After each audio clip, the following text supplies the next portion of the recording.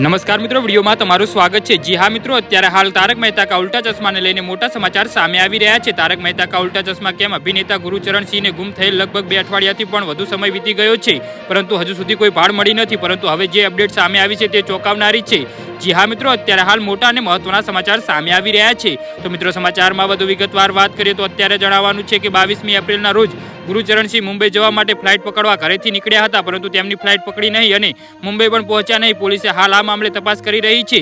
જી હા મિત્રો, અત્યારે હાલ મોટા સમાચાર સામે આવી રહ્યા છે। કેટલાક રિપોર્ટ્સમાં એવો દાવો કરવામાં આવ્યો છે કે ગુરુચરણસિંહ અનેક બેંક એકાઉન્ટ યુઝ કરતા હતા, એક બે નહીં પરંતુ 10થી વધુ બેંક એકાઉન્ટ તેમની લેવડ દેવડની વાત સામે આવી છે। જી હા મિત્રો, અત્યારે હાલ મોટા સમાચાર સામે આવી રહ્યા છે। એટલું જ નહીં, રિપોર્ટમાં એવો પણ દાવો કરાયો છે કે રોશનસિંહ સોઢીની આર્થિક સ્થિતિ સારી ન હતી, આવામાં તેઓ અનેક ક્રેડિટ કાર્ડનો ઉપયોગ પણ કરતા હતા। આ વાત પોલીસને પણ જણાવી હતી। જી હા મિત્રો, તો આના વિશે તમારું શું કહેવું છે તો નીચે મારી કોમેન્ટ બોક્સમાં જરૂરથી જણાવજો અને મારી યુટ્યુબ ચેનલને સબસ્ક્રાઇબ કરવાનું ભૂલતા નહીં। વિડીયો પૂરો જોવા બદલ તમારો ખૂબ ખૂબ આભાર।